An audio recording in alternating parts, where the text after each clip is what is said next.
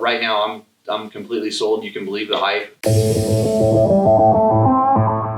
My name is Jimmy Lewis. And I'm Matt Mattoon. And this is a review of the KOVE 450 Rally, I guess. There's a couple different versions, but this is the $9,000 adventure bike, dual sport bike, dirt bike, we'll call it.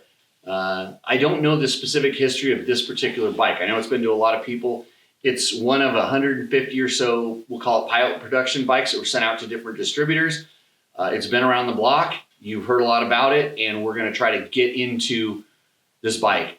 So when we decided to do this, we didn't just want to do a little ride around, shoot a pretty happy video and smile. No.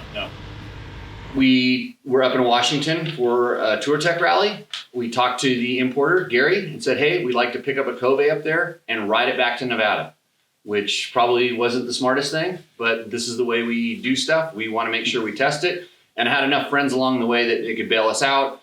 Wasn't too worried, so I volunteered Matt to ride it back, and we made it. Then we took the bike and went out and rode it as more of a competition bike. We rode it hard, even though this is not the $12,000 competition version. This one has a catalytic converter in the exhaust system.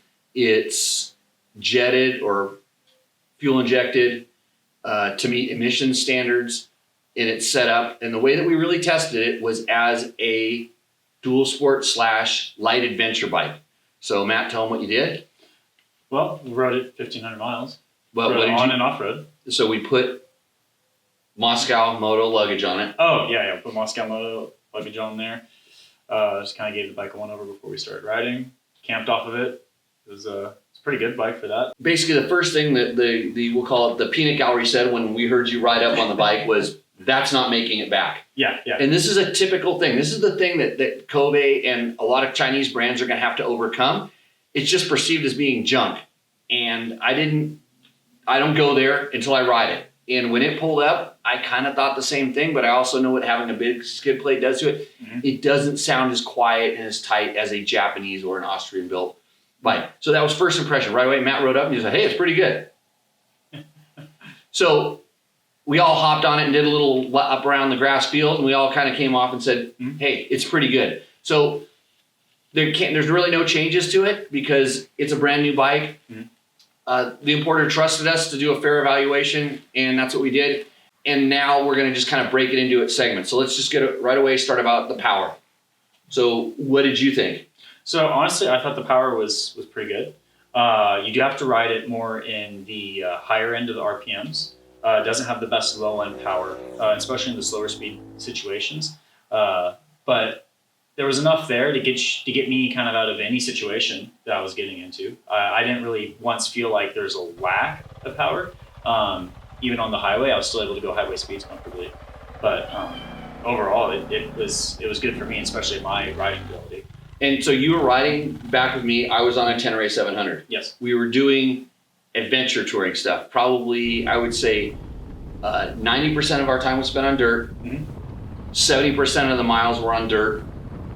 And it was, and we were moving. I never felt like I had to wait for you. I mean, there was times when I could have just, taken off on the higher speed stuff. Yeah. But that's even with the Tenere. That's not what that thing's designed for. We were having fun on dirt roads. We were carrying all of our camping stuff. It was true adventure riding, and I never felt where we went any place where I was too concerned about the bike being, the bike you were on being too much. Had you been on a Tenere in some of the situations we got into, that would have been problematic. Yeah, and it had enough power to carry its own weight very comfortably, actually. So power-wise, it's basically a bottom end that they've had on domestic, we'll call them domestic Chinese bikes for a while now. It's an older engine. It's pretty durable. Actually, I know it's durable, and we can tell you that later when we talk about when we change the oil and stuff. They put a competition head on it. So they went from a single cam head to a dual overhead cam head, and it makes some power, but it's still not what you were used to with competition 450s. It's not a YZ 450 or a KTM 450 or a 500. and we did some stuff. We did a roll on, which we'll talk about in a minute. I would say that power-wise, it's like a 400cc motor, not a 450. But it runs like a 350, meaning that's where the power band is kind of delivered. It's off the bottom, there's a little bit of glitchiness with the throttle, like below 2,000 RPMs, 2,000, 2,500. Once you're up to 3,000, it comes alive and it just pulls long and smooth all up to about a 10,000 RPM rev limiter. It has, like I said, believe it or not, that is the power character of a factory rally bike. So they don't make power on the bottom, you've got to rev them. And that's the way that works. Not to say that this thing doesn't have enough torque to just lumber along and shift and chug. The gearbox is a 5-speed or 6-speed, very wide ratio. There's gaps between the gears. First gear is tall, 6th gear is very tall. So I think a lot of riders will want to go to a different final drive, maybe one smaller on the countershaft sprocket, or maybe 2 to 3 teeth up on the rear to tighten the ratios up a little bit, drop first gear down. But as you'll see, we got the bike to go over 100 miles an hour on a dry lake bed. And I know going in a downhill valley, it would go 105, 106, because 6th gear has room to move still. And it doesn't top out in 5th gear. Like 5th gear, you can just barely hit the rev limiter, and then 6th gear, you'll never hit the rev limiter. So in the stock configuration, I think it's great for adventure touring and like less aggressive dual sport riding. Aggressive dual sport riding, you're probably going to change the final drive gearing, but the clutch I thought was good. A little touchy. Yeah. The modulation is a little touchy, so that in combination with kind of the off idle throttle response can make it a little bit stall prone sometimes. Yeah, that very much, especially in tire situations. Right, and it's not one or the other; it's in combination. Like if you just let go of the clutch and work the throttle, it's not going to stall. No. And if you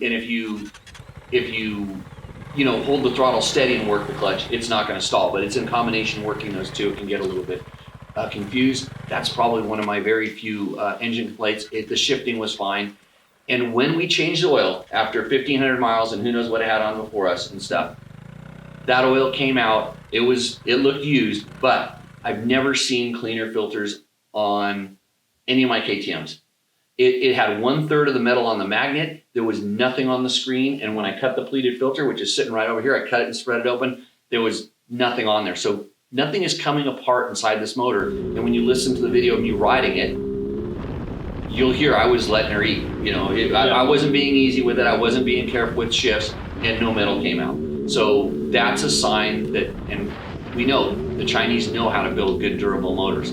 They may not look exactly the same, but I think internally they've got the same durability as some of the other bikes. Maybe not as a consistent thing, and it just hasn't been totally proven, but this bike proved it to us. Not as much as what you would expect out of a 450, but way more than I expected out of this particular bike. So, but if you're not riding anything technical, you just let the clutch out and go. Yeah. It's when it gets, and we're talking like really technical rocks, like we'll call it for most people extreme enduro. Most people will not ride this bike in that kind of stuff. It's not set up for that. It's not once you put a rally fairing and screen on stuff, they're not that good at going slow because you can't see what you're doing. Moving on to the suspension. So they have, and I'll talk a little bit about the build of this bike. They've knocked off what I can see from the outside Showa suspension. It looks like Showa suspension off of kind of a more current Honda. And then just to roll back on the whole kind of, we'll call it knockoff or copying, like the Chinese aren't the only people that are copying stuff. There's other brands that look at what the other brands do, and they make maneuvers and stuff, and they try to say, that's a great idea, and we'll do this. This is a great idea. The whole concept of this bike, making a lightweight 450 size adventure touring bike, light adventure touring with a lot of fuel capacity. So they said, hey, a rally bike is a great platform to start with. So what does it look like they copied? Well, it looks like they took a very good look at a KTM and just copied it. The motor is nothing like a KTM, and then when you get looking at it closely, the frame is nothing like a KTM, neither is the suspension, okay? This is, and I've seen photos, it looks like it was clayed up and modeled off of a Honda 450 RX. and some of the chassis characteristics, the way the air filter is designed, some of that stuff kind of leans towards this. Back to the suspension, it looks like kind of copy of Showa stuff. I have no idea what's inside, but I will tell you that it works. The suspension is supple. It has a progressive nature to it. It absorbs and dampens. I don't know if somebody's been inside it. I heard the fork seals were changed, because they leaked. They got ice on them in the spring and it tore the fork seals. So I heard they had to put fork seals in it. So it's probably been serviced. I know that the shock preload rings are nearly seized on the body. Yeah. Because it looks like somebody didn't know what they were doing and they beat, and so there's the Chinese quality. Yeah. Things like nuts and bolts. Sometimes they're multiple use. Like on your normal bike, you can change them 100 times. Mm-hmm. These sometimes maybe 5 or 6. Yeah. Just not the same. So the shock preload rings, because you rode it all the way back. Mm-hmm. I figured it was low because of the luggage. And it wasn't. I hopped on and it was low and it needed to be brought up. So I went to do it and it took me a long time to spin those things and they're already beat up and I got them a little bit more. From today to yesterday, huge difference. So I've heard people complain about the forks being harsh. Mm-hmm. When a bike rides low end rear, that usually makes the forks harsh. And I didn't change any clickers and nor did I feel the need to. Mm-hmm. I brought the rear end up, it balanced the bike out, and that's one of the primary things you need in a bike is a balanced ride. It's balanced now. For dual sport, light adventure, I think it's perfect. I was riding it hard, way harder than most people will ever care to ride this bike. What a racer would say is it doesn't have safety built into it, so that the bottoming resistance isn't what we wanted. Did I bottom it? Yes. Did I have to try? Yes. It didn't bottom like unnecessarily. Like if I'm riding a KLR 650 and I go a little bit too fast. Oh yeah, that thing. It bottoms and bottoms and bottoms. Yeah. Where this, if I ride a little too fast, it's not bottoming. I have to ride it too fast and really too fast. And then when it is. At that point, I don't trust the way it rebounds and a couple things, but that's not the way you're going to be riding this bike. No. How was it on the whole ride back? It was really good. I was actually really impressed with it. Even when it was loaded up, I still didn't bottom it out. Even when there was a couple potholes and the shadows that I didn't necessarily see. So I hit them a little bit more faster than I would have cared to. But on this bike, they soaked them up, no problem. But you did say it was a little bit harsh. I would agree with the harsh feeling. Because I did feel, in that pothole example, I did feel the harshness. Right. But I never felt it. I never felt like it was like bottoming. Yeah, it's not harsh from getting stiff. It was harsh from just out of balance. Yeah. You also are running a lot of tire pressure in the rear. Yes. And we have kind of a dead moose in the front. Mm-hmm. And the tires, I don't know about this. Well, the front tire is a stock tire. Not my favorite. I'll tell you that right now. But I would, if I would have gone further, I would have wanted to change it just to take out any confusion that the tire might provide. But overall, it did its job. It got us here. It actually had a moose in it. We lost a moose that the bike was provided with a different rear tire, and we changed it. Put a Pirelli Scorpion on the back. Luckily, a friend of mine had one of those around. We threw it on. That got us all the way back. No problems there. So suspension-wise, like I said, it's balanced. It's supple. It has plenty of bottoming resistance. Really, to be truthful, I would like to go play with the clickers a little bit more to see what I can do to where the range is. Mm-hmm. But I don't feel like I need to. Not for what this bike is designed for. So suspension, all good. Now we're moving on to the chassis. Like I said, it looks like a steel Honda frame. It looks like they saw some things that they liked on a few different brands and they incorporated in, but for the most part, it tends to look like a Honda cylinder head and a Honda shaped-ish frame. I don't have anything to complain about with the chassis. There's it feels like it has the right amount of rake and trail. The stability is good. It even got better when I lifted the rear end up a little bit, believe it or not. I know some people thought it was a little bit unstable, and then some other reviews I heard. When I got that thing balanced out, I thought it was plenty stable. It didn't, we rode it in sand, we rode it in gravel, rode it all the different things. It's stable as it's like on gravel roads. Oh yeah. It's just dead arrow straight. Not once did the bike do anything that I wasn't expecting. Correct. It was I have no complaints with it whatsoever. It was very predictable. Because of the fairing, it kind of feels a little bit long, although it's not. This turning feels a little bit sluggish. It does have KTM turning radius, which means it only turns about 3/4 as far as you feel, like you run in the steering lock to do a tight turn. At that point, it feels like an adventure bike. But nothing, the foot pegs are where they need to be, the handlebar position, it's very dirt bike-ish. And then we kind of start working on the stuff that's on the chassis. The seat, surprising. It's cushy. Yeah. It's good. You can get into the back of it and feel the rails, but you can also sit forward and it's very mushy. And I mean, it took a 16-hour day? It took a 16-hour day for me to actually have any kind of discomfort. Monkey butt, we like to call it. Yeah. But it's, like as far as comfort goes, minimal vibration. They have a very KTM-esque handlebar damping system on the bike. Yeah. So maybe there's something coming out of there, but I didn't feel it through the foot pegs. I didn't feel it through the seat. It feels like a heavy dirt bike, a really heavy dirt bike would. And guess what? No. What is it? Well, it feels like a 380 pounds. Oh yeah. This is very surprising. I would give it 320. What did I say? 320 when I said it's going to roll up on the scales? Yeah. You didn't believe me when I first. Yeah, he told me 380. We weighed it full of fuel. So you can take 42 pounds off of that, so it's around 340. I didn't expect a 340 pound bike. 320 was the max I thought it would be. Because it rides like that. It rides a lot lighter. Yeah. I couldn't believe that. Like when I saw the weight scale, I was kind of in shock myself. Right. Because I thought maybe I had the units off because it does not feel like it. Correct. So, but what that weight does is it gives it that planet stability. I mean, if you start crashing, hucking the bike and doing something stupid, that weight's going to come back to bite you. But that's not what this is designed for. That's maybe part of my comment about the safety. Like when I was riding it hard and it bottomed into something hard, I don't want that weight to go the wrong direction. But again, not a race bike, but we did test it to all these different levels. Other things to do with kind of the chassis and the setup, the tanks come off very easily. You need to get to something. The seat's simple, pull a click, seat pops off. The shapes of everything, where the instrument is. The instrument's a whole nother thing. It's Chinglish.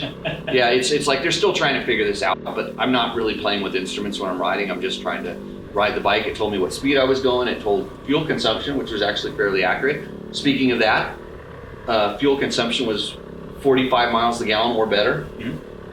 309 miles from full to empty, which is excellent. Like that's the kind of stuff that, especially when you're out exploring, it's just one less thing to worry about. Has 3 tanks. The front 2 hold about 1.5 gallons each, and the rear one holds the rest. The rear one seems to have a one-way valve in it, so you can't fill it up solely from the front. You need to also fill the rear. And, it has all of the venting stuff to make it a street-compliant bike, so there's some extra hoses and things. This bike is currently being sold as a closed-course competition bike only, by the way. They're working on getting it all homologated, and here's maybe where they're going to have one of their biggest problems is just in the sound.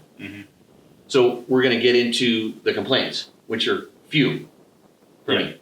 My biggest complaint, and you agree with me, is the ABS. Oh yeah. So it has ABS because evidently people want ABS on it. It works horribly off-road. We're dirt bike tests. We're not going to go into how it works on-road. It probably works just fine, but I don't really ever use ABS. I mean, I do, but I don't. I turn it off when I can. On the dirt, it just doesn't stop the bike. No. And it arms itself intermittently. Like it's supposed to only arm if you turn the key off. But if you sometimes when you would stall the bike or whatever, it would rearm. It would rearm maybe just when we were riding. Matt couldn't really explain when it was arming and rearming. Yeah, so it was inconsistent. So when I rode it and it went ABS on me when I was trying to ride down a rocky little downhill and a bike wouldn't stop, I pulled the sensor out and zip tied it to the fork. It's like end of the problem. It faulted the thing. So I don't think this bike should come with ABS until they make it better. Maybe if they offer a street version, they could have ABS on it, but KOVE take it off. But once we took the ABS off, it's never a problem. The brakes are really good. Brakes are insane. Yeah. It has a big front rotor and it's plenty strong and there's good feel both front and rear. Very strange for a Chinese bike. Yeah, and they never faded on me. Right. And I'd put them right up with any bike. Right. So that's my number one thing. The throttle response issue, throttle response in combination with the clutch, but mostly just the throttle response is a little glitchy at low RPMs. But once you're riding it, especially when you're revving it, you never even notice it. So I think as you learn the bike, like it took me about 15 minutes and I totally learned how not to turn the throttle. And this is very common on emissions compliant bikes. And this bike has a big cat in the exhaust, big catalytic converter in the exhaust. And any single cylinder that I've ridden with a big catalytic converter in the exhaust does this. I don't know if it's something that's easy to get around, because I think the fuel injection, it says it's Bosch fuel injection, although the ECU says made in China and some other stuff. Maybe Bosch has a division over there. It's way better, night and day better than any other, I would call it non-popular OE fuel injection systems, and I've tested a lot of them. This one is by far and away the best, and really not that bad, especially once you're past the on and off low throttle. Some people will complain about the gaps in the transmission, which we talked about earlier. I like it. I didn't mind it at all, especially when you think about what this bike's for. I didn't mind it at all. When I was riding in the sand dunes, It was a problem because I was pinning a gear and I wanted to get out of that gear and go to the next gear, but the gear was a little bit too tall. I mean, you really had to rev it with that kind of a load. So maybe in those situations, but are you really riding through sand dunes on your KOVE? And then intake noise. It's just, you need to wear earplugs. It's that simple. Frankly, it's kind of annoying. They'll probably have to come up with something to kind of shield that or do something with it. Although it really depends on how much it affects the power, because a lot of times the intake restrictions are a little bit difficult, but wear earplugs. It's that easy. We talked about it. 40 miles a gallon. I could probably get it down to about 35, riding it like you'll see in the video, pinning it and stuff, but that's still really good. Where it's holding the weight is good. Like I said, early production, these things are coming. I think the first order is already pre-sold. You're not going to get bikes like this at this cost. Mm-hmm. And it was hard to find, like we'll call low quality or kind of janky stuff in it. Yeah, it's not what you think of when you think of Chinese bike. No.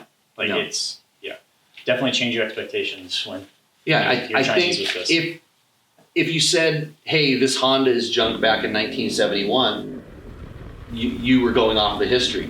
And now, they started bringing very high level motorcycles, and it was like, oh, that's junk. We may be at kind of a transition point here where this factory is, look at what they're doing with their racing effort. I've heard kind of some of their plans with that. They just looking at some of the stuff in this, they didn't just go and copy. The swing arm looks like a dead knockoff of a KTM. It probably weighs twice as much, but it didn't break. No. We didn't have any mechanical issues besides the moose. We didn't. We had a moose go out, not their problem. We adjusted the chain on our whole ride back. Oil looked good. Filter stayed clean. Today, we had the interesting phenomenon of the ground wire coming loose in the battery. So it started running funky, and I was like, "What's up?" And I just kind of went back to it's electrical, because I kind of I could just tell it's something to do. I thought either the throttle position sensor or whatever. Sure enough, loose ground wire on the battery, tightened it, bang, bike's working perfect again. So those were our only mechanicals. We didn't treat it easy at all. No. But good on KOVE for trusting us to just say, hey, take it and go. Thanks to Moscow Moto for getting you the luggage. Yeah, and the gear. Yeah, it's really nice. What was the weight of the stuff in the back? It was like 27 or 28 pounds. About that. Yeah. So we had 30 pounds of luggage on the back. Didn't seem to affect the handling adversely. No. It was all good. And that's that rear subframe tank thing can hold this. That's important that you can throw some luggage on it. I know on a lot of other bikes you put luggage like that on it, and you're really compromising the subframes. Didn't seem to affect this in any way. When it comes down to it, I would consider owning one of these. Mm-hmm. And it's just because it comes with all the stuff that I would like to do. So mostly I'm riding in a configuration like this. I have a KTM 500 with a big, like a Chirby's or IMS gas tank on it, like a 6-gallon tank or 5 that I've expanded, big tank. And I don't have the fairing in the front. The gas is up high, and they've done this. Am I going to miss the power? Not really. And once I'm riding it, I'm fine. It goes plenty fast. It cruises along. Durability seems like it's there. We'll definitely be waiting to see how the production bikes come and how Yes. people get on with these. But right now, I'm completely sold. You can believe the hype. It's a good deal. Yeah,